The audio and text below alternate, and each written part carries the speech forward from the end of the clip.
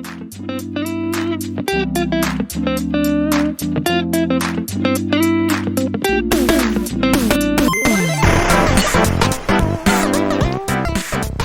Dan. Hi, how are you? I'm really good. And how are you? Yeah, I'm great. Just hanging out in the beginning of the British autumn weather. It has certainly changed. From a couple of weeks ago, it was sweltering hot, and now it's absolutely tipping it down. That is classic British Yeah, autumn. yeah. So basically, it's this from now on for the Yep, foreseeable future this until is a it. year. Now, Yeah. Weather lockdown. yes, exactly. Yeah. So let's paint a picture. I know sometimes it's good to have something to eat while you're watching terrible films. What are you snacking on right now? I have two little bowls, uh, and Is I that a have song dry by Rolf roast. Harris? Yeah, exactly. I wasn't going to go there, but it was looming like an elephant drawing a picture in the corner of the room. So Nice metaphor. I've got dry roasted peanuts. I have off-brand cheese flavored maize snacks, and I have a banana ready and raring to go, and I've got some infusion in a mug. I hope that's painted a glorious picture for you. Yeah, I picture you absolutely surrounded by feast. It's good. It's good. Yeah, I mean, a sort of a feast cockpit, ready and raring to go. Yeah, that picture's getting Prepared for worse the more words you add to it. So moving on, you've suggested films we've watched, and you are generally the suggestor. I suggested a film another week. This week, someone on Twitter has suggested a film for us. I was having a conversation, and this particular film was suggested to me, and I was like, "Oh, that's a great idea," because I've actually thought about watching this film before, but I didn't realise it was terrible. I was genuinely interested in watching it for the subject itself. And Jay, you don't know what this film is, do you? I have no idea what this film is, and the way you're describing it is just I can't even guess. No. Well, I so something I don't know is what's your opinion on the film Jaws, the Spielberg classic? Uh, One of the best films ever made. Hmm. What's the Um, best scene in Jaws?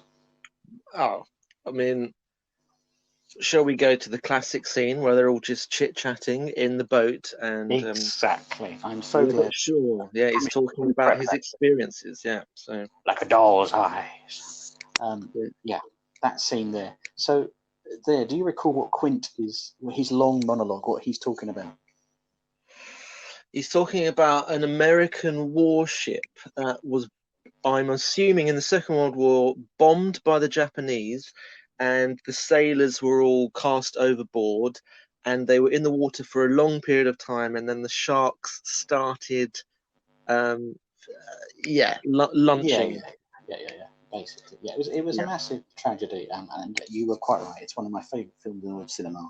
Is the effortlessly brilliant Robert Shaw monologuing about the USS Indianapolis, and it yeah. sounds like it would make a really good film, and it doesn't because um, I'd like to watch today USS Indianapolis: Men of Courage from 2016. Men of courage. Sorry. I've already started, Gary. I do apologize. Right. It's all right. Okay. I've never heard of this So, film. Who's directing it? well, that's a great one to jump into because it's directed by Mario Van Peebles. Oh, yeah. I know Mario Van Peebles. Yeah. I mean, I don't know him Action star in personally. the 80s and then Cage in the 90s as well. He's in a Yes. bunch of films. Yeah. But I, the reason I have this film yeah. is because I was talking to the Twitter account Cage's Kiss, who are a podcast who review Nicolas Cage films, every single one of them. Well, that is niche, and someone needs to do it.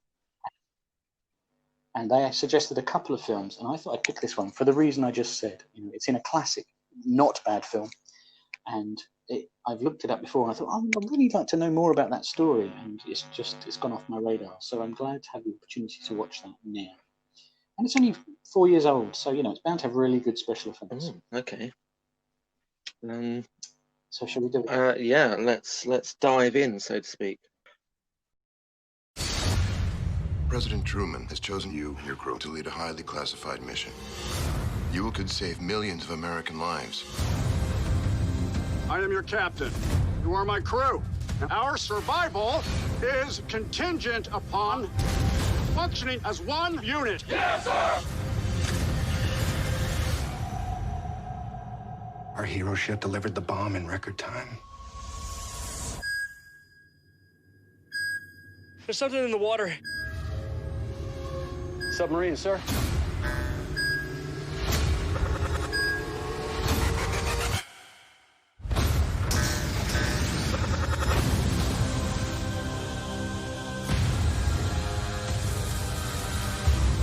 This is USS Indianapolis. Does anybody copy?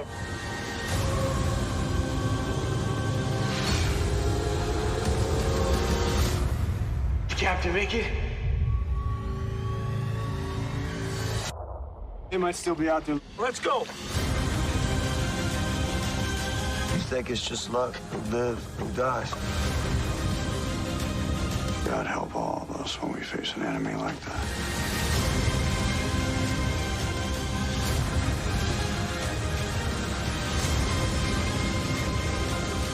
We need you back. I'm not leaving you.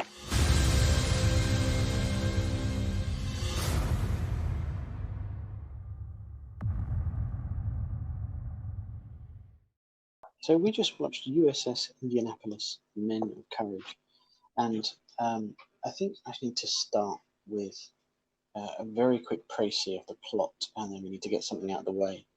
So if you're not aware, the USS Indianapolis was a top secret mission in World War II to send nuclear bomb parts, Little Boy it was called, that was eventually going to be dropped on Hiroshima. This is, as I said, a completely true story. The USS Indianapolis is then torpedoed by a Japanese submarine, and over 1,000, the ship is sunk, over 1,000 crewmen are lost in the water, and many hundreds of them die through starvation, through thirst, through pneumonia, and through shark attacks as well. They are, because of the nature of their mission, it's completely secret. No rescue is sent out. They are discovered practically by fluke for a complete coincidence, and some hundreds of them are rescued. Because of the secretive nature of the mission, the captain of the ship is later court-martialed because he didn't follow proper procedure and does eventually commit suicide in later life. He is exonerated by President Clinton after his death. So that's the sum total of the story of the USS Indianapolis, which I've glossed over very glibly. It's a harrowing and terrible event. But I want to make it quite clear that what we're going to talk about here is this particular film, how it handles the events and how it works. It is an absolutely harrowing story, and I have nothing but respect for the people who are involved in the incident. Yeah, it's so we're like we are in no way commenting on the story, the real life events, because, well, it's obvious why, isn't it? So we're talking about the film and the way it was put together, which was terrible. You see, I hope you listened to that little précis I just gave you and thought, whoa, there's an interesting story. That needs to be told. And I dare say that story does still need to be told, because I just got so bored by it. Oh my God, I'm so glad you kicked off with that. Oh my God, how can a story so gripping and compelling and interesting and visceral be so boring? Oh my God. Gary, we are really punishing ourselves with these films. We really are.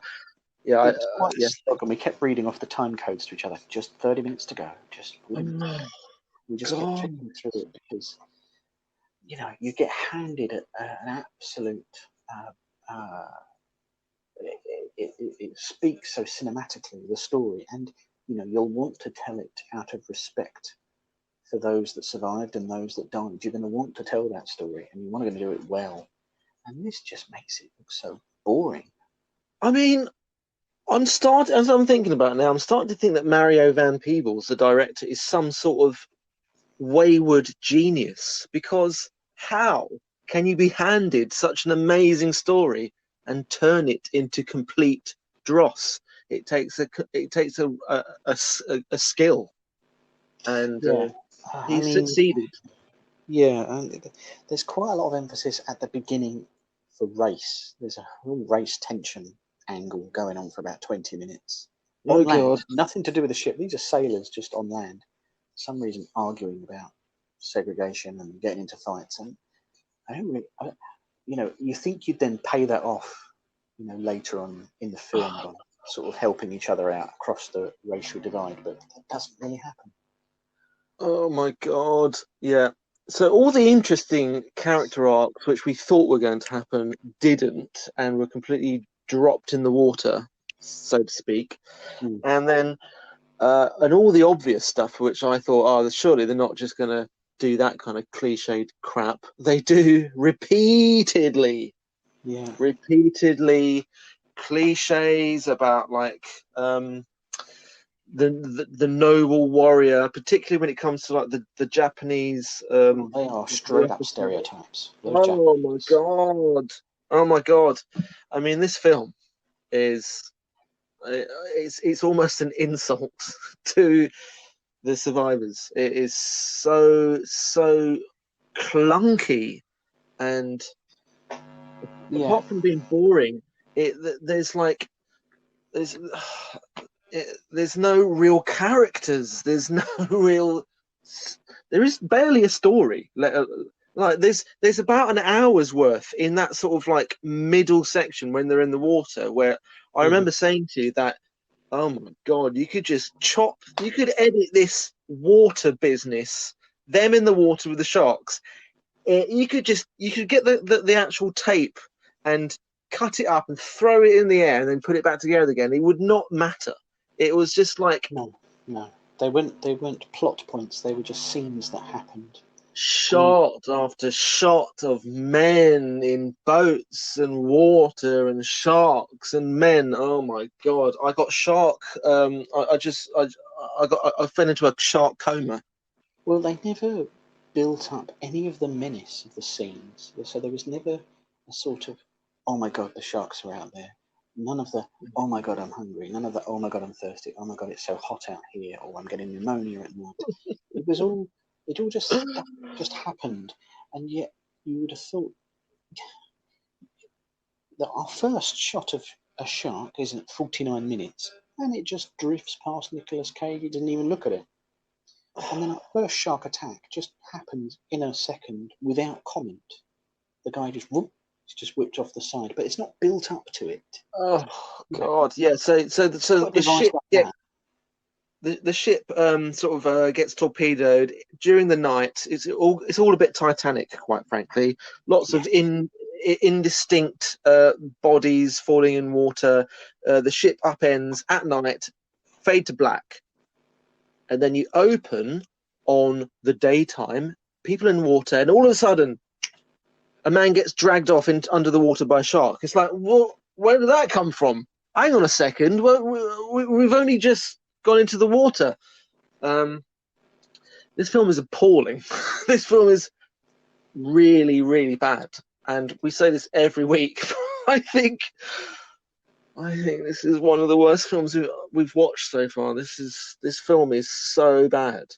The agony is that there's an awful lot of competence on show in that it is lit correctly. It is in focus. There is a dynamic in the shots, and there is an air of competency about the creation. The soundtrack's pretty good and really doing a lot of heavy lifting. Very James Howard type, barreling along and heroic stuff and dramatic. Yeah, like desperately trying to squeeze out some emotion from me, and I was having none of it, I'm afraid. It's good, I felt more and defining a clear through line. I mean, we rewrote it on the fly. I mean, what was the idea you came up with, Joe? well. Okay, far be it from me to tell a professional director how to do his job, but I'm going to anyway. Okay, my idea was like, instead of just these random men that they're really indistinct, you can't really work out who they are. There's an attempt at a story at the beginning, like, I don't know. Can you even remember? I can't remember. Certainly can't remember the names of them. No. Why didn't they just take one guy, one character? You see him enlisting. You get a bit of his family backstory. Maybe he's got a girlfriend, maybe not. Yeah, he meets some other people, but you sort of follow a through line of him. Maybe you follow him training, and then he gets assigned to the ship, and you see what the name of the ship is, and it's the USS Indianapolis, and it would send a frisson of interest through you because you know what's going to happen, but he obviously doesn't. But you follow him through, and there's one character that you're following, and then what would happen is that the boat would sink, and then the sharks and all that stuff would also happen. But you're following one man, and it's and really the whole point of the film is to follow this man through this experience and out the other side. What this film felt like was like some sort of crap Universal Studios ride, where it's like Shark Attack. It's like that was the focus of this film. Like, can't wait. What's just occurred to me is many years ago, about 30 years ago, I went to Universal Studios, and two things. They have a Jaws Shark Attack bit. They probably don't have it anymore, but they also have a pond where they film loads of stuff, and it's got a backdrop. And while I was watching, I was thinking, that looks like the kind of place where Universal had their pond where you could film stuff. No! It's like the size of a football pitch, but it meant you could do loads of stuff on it. And it was, if you recall, a Universal picture, because we talked about the logo at the start. Oh, no! I wonder if it was on those little puddles. They just said to Nicolas Cage, "Here you go, Nick. A weekend in Universal Studios. You'll get a bit wet, but you'll get paid a few $1 million, dollars." So we've talked over 10 minutes, and we haven't really addressed the Nicolas Cage in the room. That's Nicolas Cage. So it's one of Nicolas Cage performances tend to fall into several buckets, right? You get the wild, crazy guy. Yeah. You get the very earnest type performance. Yeah. And you get the sort of offbeat, wacky performance. And I think we've very much got the earnest performance here.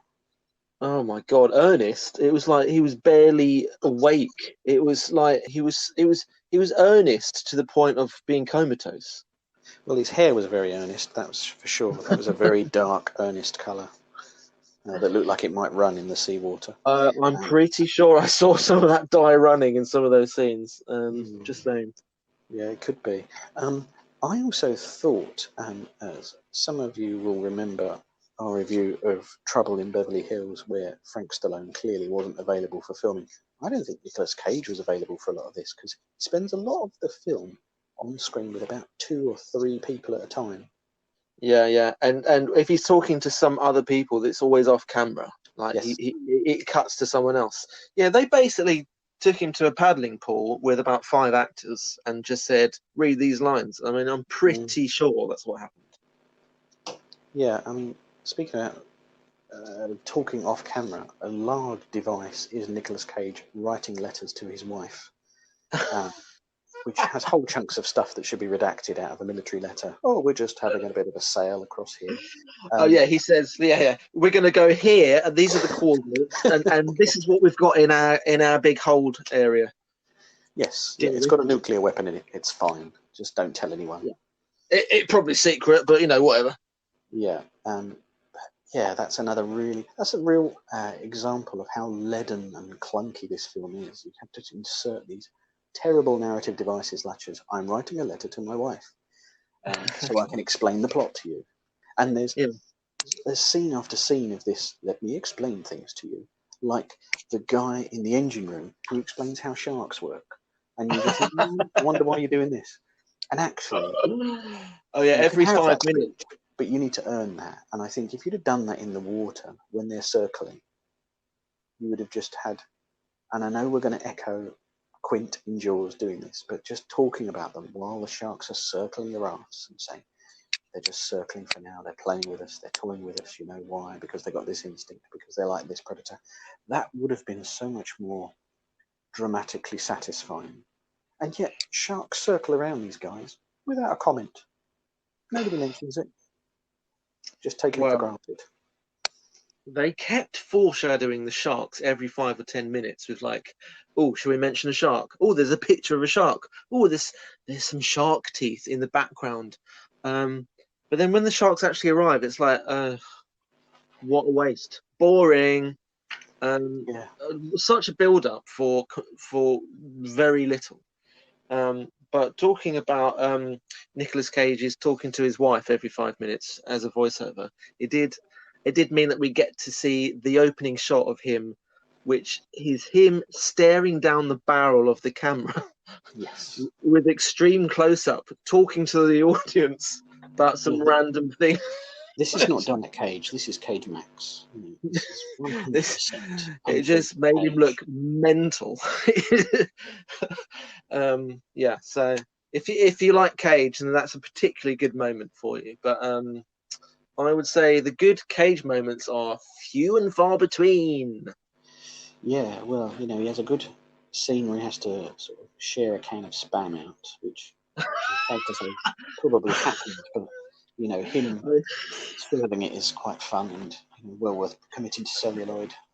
Yeah, I mean, we did get a nice shot of Nicolas Cage half dead on the side of a little raft, opening a can of Spam and just saying the word Spam.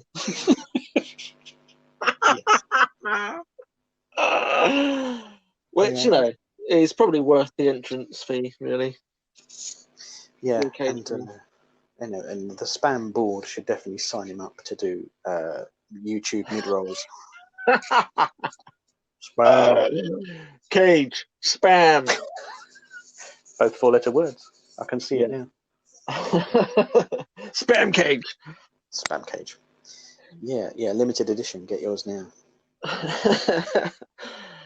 So this whole thing reeks of missed opportunity.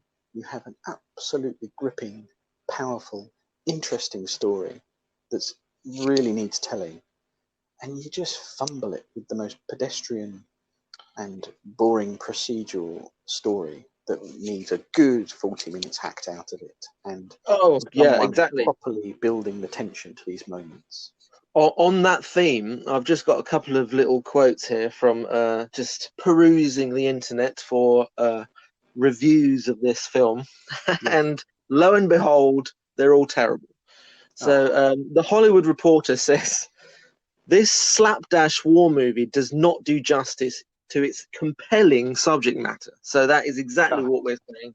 I'm glad we're not, and particularly an American source says that as well. Because I haven't read the reviews before watching this. RogerEbert.com says, not exactly unwatchable, but also it's completely not worthy of watching. So, I would agree with that. I mean, it is competently made. It just is boring. I don't know how you get a story like that and make it boring. Nicolas Cage headlines this lethargic, chintzy retelling of the tragedy that befell the USS Indianapolis. Yeah, it was. Lethargic is the perfect lethargic. Word. I mean, I nearly fell asleep. How can I nearly fall asleep watching men being eaten by sharks? I don't understand how that's happened. With the backdrop that this is a real story in your mind. Yeah, and then we had to sit through. I mean, I don't know how to broach this, but I'm just going to say it. We had to sit through the denouement of the film, which is like the trial and all that, and some terrible Cage acting, staring a Japanese actor in the eyes whilst turning on the waterworks, which is another mildly amusing Cage moment.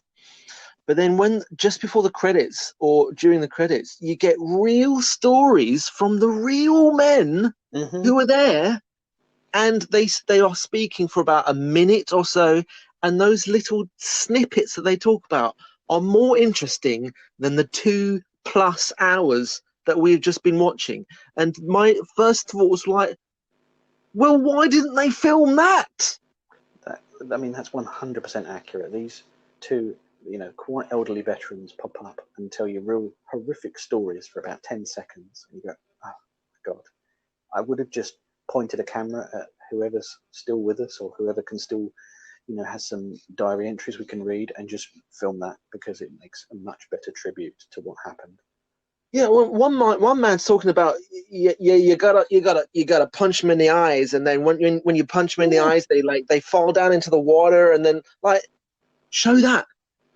That sounds really amazing, and that's a visceral, interesting, real thing that happened. And we got 2 hours of sludge. Oh, so there's that, and then the weird feeling of listening to these real men and this real story, and you feeling like some kind of empathy for it, but then sort of remembering the schlock that we've just watched, and oh my God, you just leave this film feeling extremely strange because it's terrible and you hate the film, but the subject matter is so interesting that it's a confusing mess. I don't understand it, and yet again, I think I'm angry. I think I'm angry at this film. This film has made me angry. There's a proper reason to be angry. To get this wrong is it's tragic. It's really tragic to get this wrong. Oh, yeah. So I don't think I can say any more about this, but I'm also not going to ask you if you would recommend anyone watch this. Really, you're going to say no. Absolutely no. This film is dead in the water, pun intended. I think you can probably search out a really good documentary on the subject. I'm sure we can find some that will, give you the full epic scale and drama and tragedy of this story, and hopefully have some real life talking heads in it as well. Yes, I was just amazed at how you could just mess up such an amazing story, and we were talking about how do you make such bad, boring films, and we may discuss that in the future about how competent filmmakers make terrible films. Yeah, I think that's an area ripe for discussion. But I think we're due a real good, terrible movie at some point soon. I can feel it brewing on the horizon. I think we should wrap it up there. So thanks for Jay, and I will catch you next time. Yep, see you soon.